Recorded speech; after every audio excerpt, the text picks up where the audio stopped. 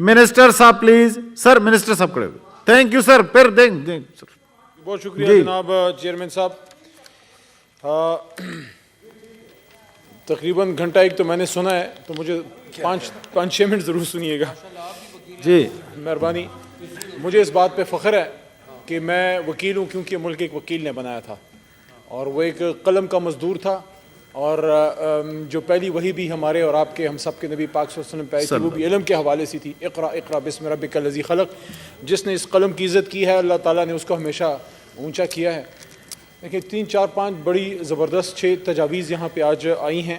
میں تو ابتدا اسی سے کروں گا جو انسانی تاریخ کا ایک ایسا سینٹنس ہے کہ جس ملک نے, چاہے وہ مسلمان ہے یا نہیں ہے, فار ایگزامپل اسکینڈینیوین کنٹریز میں اگر عمر لا وہاں پریکٹس کیا جا رہا ہے ان اندر فارم, تو اگر اس چیز کو آپ پریکٹس کریں گے, انہوں نے اسلام قبول نہیں بھی کیا لیکن وہاں پہ امن ہے اور وہاں پہ خوشحالی ہے, کیونکہ وہ اسلام کے اصولوں پہ ملکوں کو چلاتے ہیں.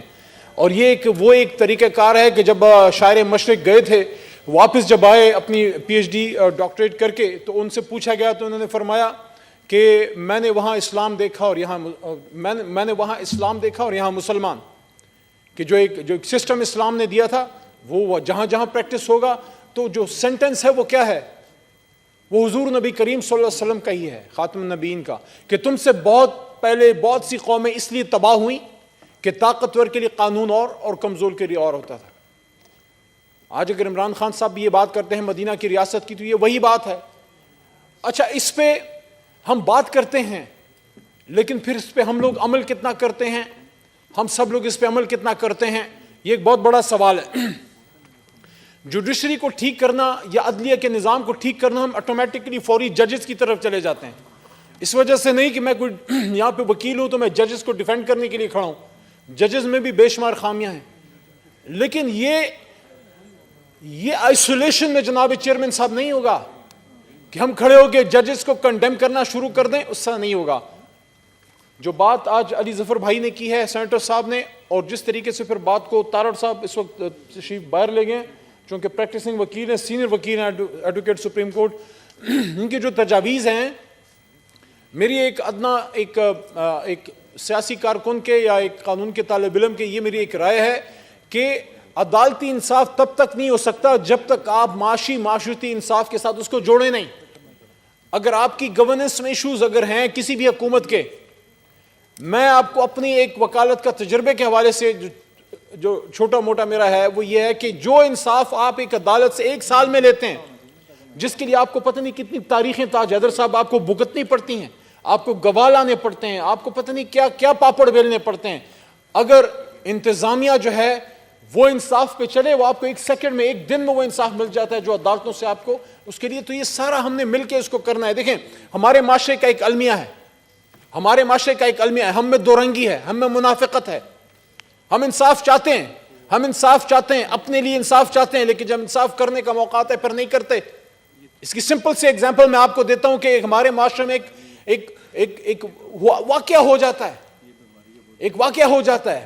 اگر خاتون سے ہو جاتا ہے, ہم آنر کلنگ میں جا کے وہ بچی کو مار دیتے ہیں کہ میری عزت کا مسئلہ ہے, اپنی بیٹی کو جا کے مار دیتے ہیں. لیکن اپنے بیٹے سے ہو جائے کہتے ہیں نہ سمجھ ہے, اس کو پھر بچاتے ہیں, اس کے لیے سپریم کورٹ تک کیسے کرتے ہیں. یہ کیا منافقت نہیں ہے؟ یہ جج آ کے ٹھیک کرے گا؟ یہ کون آ کے ٹھیک کرے گا جناب چیئرمین صاحب؟ کیا حضور نبی کریم صلی اللہ علیہ وسلم کی یہ ہماری تعلیمات ہیں؟ ان کا تو میں ایک اشارتاً آپ کو بات کروں, اشارتاً, تفصیل میں نہیں جاتا, وقت بھی نہیں ہے, نہ میں یہ بات کرنے کے لیے مناسب آدمی ہوں. علماء کرام بیٹھے ہیں, وہ یہ بات کریں گے. حضور صلی اللہ علیہ وسلم نے فرمایا تھا آپ سے غلطی ہو گئی ہوگی. کیا ہم ان باتوں پہ جاتے ہیں؟ اچھا, ہم بڑی بات کرتے ہیں ہم نے آزادی حاصل کی, کیا ہمارے ذہن آزاد ہیں جناب چیئرمین صاحب؟ کیا ہمارے ذہن آزاد ہیں؟ آج بھی کیا ہم انگریزی بولنے کو جو ہے علم کا معیار نہیں سمجھتے؟ میری اپنی وکالت کی ڈگری پاکستان اور لندن دونوں کی ہے, انشاءاللہ ٹوٹی پوٹی انگریزی میں بھی بول سکتا ہوں. انگریزی سیکھیں, بولیں, فخر کے لیے نہیں, علم کے لیے. آج بھی جو ہے انگریزوں کا پہناوا پہن کے اور اس کی بولی بول کے ہم فخر محسوس کرتے ہیں. آپ کو سوٹ پسند ہے, بالکل پہنے, لیکن جو سسٹم ہمیں ملا ہے, آپ سن لینا, آپ کو تکلیف بڑی پہنچتی ہے. میں نے تو پاکستان سے بھاگے ہوئے کسی لیڈر کی بات نہیں کی, آپ کو ہمیشہ کوئی تکلیف پہنچتی ہے, پھر مجھے بات کرنی پڑتی ہے. میں نے تو نہیں کہا کہ پاکستان کا کوئی سابق وزیر اعظم آئین کو نہیں مانتا باہر بیٹھا ہے, میں تو نہیں کہہ رہا اسلام آباد ہائی کورٹ کہہ رہی ہے, کیوں معاملے کو بگاڑتے ہیں. میں آپ کو عرض یہ کر رہا ہوں کہ 1947 میں جب ہم نے آزادی حاصل کی, مشتاق صاحب میری بات کو سپورٹ کریں گے, کیا ہم نے اپنے ملک کے لیے انڈیجنس لا بنایا؟ کیا ہم نے اپنے ملک کے کورٹ سٹرکچر کو ٹھیک کیا؟ کیا ہم نے اپنے ملک کے لیے اس قانون شہادت جو ایویڈنس ایکٹ ہمارا انگریز کے زمانے سے چل رہا تھا, جو پاکستان پینل کوڈ اس کو بعد میں ہم نے نام دیا, کیا انڈین پینل کوڈ نہیں تھا؟ کیا 1800 کے لاز ہمارے آج تک نہیں چلتے رہے؟ تو یہ جج آ کے ٹھیک کریں گے. دیکھیں جج آپ کو لا میکنگ نہیں کر سکتا, وہ آپ نے میں نے کر دیں. یہاں پہ ہم تو تڑاک میں پڑ جاتے ہیں, آپ اس کو لا بنا کے دیں. دیکھیں there is a law which is basically the responsibility of the parliament.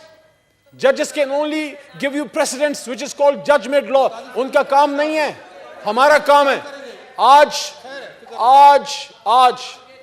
آج کی میں آپ کو بات کرتا ہوں. دیکھیں میری بات سنیں. یہاں پہ بات ہوئی کہ ججز کی تنخواہیں کم کریں, فلانا کریں. لوور کورٹس میں جو حالت ہے, جس حالت میں آپ کے سول ججز کام کریں, میں ان کو سلام پیش کرتا ہوں. سخت گرمی میں ان کی عدالت میں 100 کے قریب بندہ کھڑا ہوتا ہے, چھوٹا سا اسی لگا ہوتا ہے, اور ان کلا کو بھی سلام پیش کرتا ہوں. آج جب ہم پاکستان کے جوڈیشل سسٹم کو ٹھیک کرنے کی جناب والا بات کر رہے ہیں نا, تو ان وکیلوں پہ ضرور توجہ کریں جس حالت میں کوئی جانوروں کو نہیں رکھتا. ہمارے بیچارے وہ کلا حضرات جو ہیں, جو کچہریوں میں جس حالت میں بیٹھے ہوئے ہیں, میں خود چونکہ اس سسٹم سے نکلا ہوا ہوں, مجھے پتا ہے جس حالت میں ایک وکیل کو وہاں پہ رہنا پڑتا ہے, سروائیول آف دا فٹسٹ. تو اس سلسلے میں اب سنیں, ہم کریں گے نا سب کچھ. خان صاحب نہیں کرنا ہے, عمران خان ہی آیا نا ٹھیک کرنے. آپ کا تو نہیں کام تھا. آپ کا تو کوئی کام نہیں تھا. آپ کا کام تھا کہ پاکستان آپ کے لیے بدقسمتی سے, میں کوئی سخت بات دوبارہ کروں گا پھر آپ کو تکلیف پہنچتی ہے, تو کر دیتے نا ٹھیک پاکستان کے نظام کو. یوسف رضا گیلانی صاحب, آپ میرے محترم ہیں, آپ قائد حزب اختلاف ہیں, آپ سابق وزیر اعظم ہیں, لیکن جب آپ کی حکومت آئی, آپ دیکھیں جناب چیئرمین صاحب, یہاں پہ بات نہیں کرنے دی جاتی. یہ سچی بات سننے کے اندر حوصلہ نہیں ہے. مجھے افسوس ہے گیلانی صاحب, آپ کے ساتھ زیادتی ہوئی. آپ جو ہے اپوزیشن لیڈر ہیں, لیکن اس کے بعد آپ کی حکومت آئی, 5 سال آپ کی حکومت آئی اس پاکستان میں. 5 سال 2008 سے 2013 تک آصف علی زرداری صاحب وزیر اعظم پاکستان تھے, صدر پاکستان تھے, معافی چاہتا ہوں, وزیر اعظم آپ خود تھے. میں آپ سے یہ پوچھنا چاہتا ہوں گیلانی صاحب, آپ کے ساتھ زیادتی ہوئی, جب آپ خود وزیر اعظم بنے, آپ نے اس لا کو ٹھیک کرنے کے لیے کیا کیا؟ آج آپ یوسف علیہ السلام کی قصے ہمیں یہاں پہ سنانے کے لیے کھڑے ہو جاتے ہیں. آپ مجھے بتائیں, آپ وزیر اعظم تھے, آپ نے کیا کیا؟ میاں صاحب, آپ نے اس ملک سے باہر جو ہے 10 سال گزارے, جلاوطنی گزاری. مجھے افسوس ہے, میں اس عمل کو کبھی بھی سپورٹ نہیں کر سکتا جو ایک ڈکٹیٹر نے نواز شریف صاحب کے ساتھ کیا. لیکن نواز شریف صاحب جب آپ وزیر اعظم بنے, آپ نے پھر اس نظام کو ٹھیک کرنے کے لیے کیا کیا؟ Thank you sir, thank you sir. جناب چیئرمین صاحب, جناب چیئرمین صاحب, ایسے نہیں ہوتا. میں ڈاکٹر افنان اللہ تشریف لے آئے. تھوڑے پریکٹیکل تجاویز کی طرف آتے ہیں جو یہاں پہ باتیں ہوئی ہیں. کچھ بڑی اچھی تجاویز بھی آئی ہیں. فیڈرل کوڈ کی بات کی ہے, تمام مقررین نے فیڈرل کوڈ کی بات کی ہے. تارڑ صاحب نے بھی بات کی ہے, تاج حیدر صاحب نے بھی بات کی ہے, اور یہاں پہ ہمارے بینچز سے, گورنمنٹ بینچز سے علی بھائی نے بھی بات کی ہے. دیکھیں یہ ایک بڑے زمانے سے بات چل رہی ہے. میں سمجھتا ہوں اس پہ ڈسکشن بالکل ہونی چاہیے کہ کانسٹیٹیوشنل کورٹ ہو تاکہ جو عوام کے بے شمار cases supreme court of Pakistan میں پینڈنگ ہیں ان کو ادھر توجہ دینے کا جو ہے وہ موقع مل جائے, اور ہم جو ہے اپنے کانسٹیٹیوشنل ایشوز وہاں پہ جو ہے وہ سارٹ آؤٹ کر سکیں. اس سلسلے میں یہ سوچ بالکل موجود ہے, لیکن میں سمجھتا ہوں اس پہ بہت زیادہ بھی کام کرنے کی جو ہے وہ ضرورت ہے. اس کے ساتھ ساتھ میں یہ بھی کہنا چاہتا ہوں کہ جو آپ کی اس وقت کی حکومت ہے اس نے بہت کوئی 3-4 بڑے بنیادی سٹیپس لیے ہیں. دیکھیں ہمیں سب سے بڑا مسئلہ انگریز کے چھوڑے ہوئے قانون میں کیا تھا جناب چیئرمین صاحب؟ بہت مہربانی سر. اچھا جی, بس اس کا مطلب ہے 2-3 منٹ میرے رہ گئے. ہاں جی, سچی بات جب کرتے ہیں تو پھر حوصلے جواب دے جاتے ہیں سب کے. اچھا دیکھیں, سب سے بڑا مسئلہ ہمیں دیوانی کیسز میں ہوتا تھا. جناب چیئرمین صاحب, مجھے آج بھی یاد ہے 2011 میں ایک کیس پہ بیٹھے, میرے استاد محترم فوت ہو گئے تھے, ان کے کیسز مجھے دیکھنے پڑتے تھے. میں ٹیبل پہ بیٹھا, ایک 2011 میں بیٹھا ہوا تھا ایک کیس پہ, 1972 کا کیس میرے ٹیبل پہ آ گیا, 1972. میں نے پوچھا یہ, کہتے ہیں اس کو بس تاریخ بدلی کرو. سول کیسز میں یہ جو مسئلہ ہمارا رہا کہ 25-30 سال جو ابھی یہاں پہ بات ہوئی, مشتاق صاحب نے بھی بات کی اور آئی تھنک کہ تارڑ صاحب نے بھی اس پہ بات کی کہ آپ کے کیس جو ہیں آپ کو نہیں موقع ملتا, آپ کے پوتوں کو موقع ملتا ہے اس کا فیصلہ سننے کا. اس میں آپ کی حکومت نے بنیادی فیصلہ کیا ہے کہ آپ کے سول کیسز جو ہیں وہ 3 سال سے آگے چلنے ہی نہیں ہے, وہ اینڈ تک جا کے جو ہے وہ یہ ایک بنیادی سٹیپس ہیں. باتیں نہیں ہونی چاہیے, کام ہونا چاہیے. کرمنل لا ریفارمز کی میں بات کروں, میں خود اس کمیٹی میں کچھ میٹنگز میں مجھے موقع ملا جو سول اس کی ہے اپنا کرمنل جو ہے لیجسلیٹو کمیٹی جو ہے کیسز کی cabinet committee on legislative business, وہاں پہ سب سے بڑا جو ہمارا مسئلہ تھا کرمنل لاز میں یہ جو بات کی ہے آج طاہر صاحب نے اپنے ایک شاگرد کی کہ ان کا شاگرد جو ہے وہ بیچارہ ادھر تھا, اس کو 3 سال جیل کاٹنی پڑی. آپ کی یہ حکومت اس میں اب ریفارم, بہت بڑی میگا ریفارم لے کے آ رہی ہے کہ آپ کے ایویڈنس ایکٹ میں قانونی شہادت آرڈر میں ہم چینج لے کے آ رہے ہیں کہ بجائے اس کے کہ تاریخوں پہ تاریخیں پڑھنی ہے, جناب نہیں ہو سکتا, جناب یہ فلانا گواہ نہیں ہے تو وہ نہیں ہے, تو اس کو لانے کے لیے آپ کو قائل کرنا پڑتا ہے, بڑی مشکل سے گواہ آپ کا پیدا ہوتا ہے, ادھر سے پروسیکیوٹر نہیں ہے. Now you can take evidence through video. جو دنیا میں ہو رہا ہے یہ حکومت آپ کو کرنے کے لیے آ رہی ہے. ساتھ میں ڈی این ایز کے لیے سسٹم لے کے آ رہی ہے کہ آپ کی جو, اور میں اس سلسلے میں اپریشیٹ بھی کرتا ہوں کہ ڈی این اے چیکنگ کے ذریعے جس طرح ہماری پاکستان کی تمام علاقوں میں, لیکن جس طریقے سے خیبر پختونخوا پولیس نے کچھ ڈی این اے کیسز میں جس طرح پروسیکیوشن کے لیے جو کیسز تیار کیے ہیں فوری طور پہ ہفتوں میں مہینوں کے کیسز, اور وہ چیز اب پنجاب میں بھی ماشاءاللہ سے آ گئی ہے کہ آپ کی وہ جو بچیوں والے کیسز ہوتے تھے نا, ریپ والے جو زینب بچی کے ساتھ ہوا تھا, جو بڑی مشکل سے پھر ہم اس میں بڑی ڈیولپمنٹ ہوئی ہے.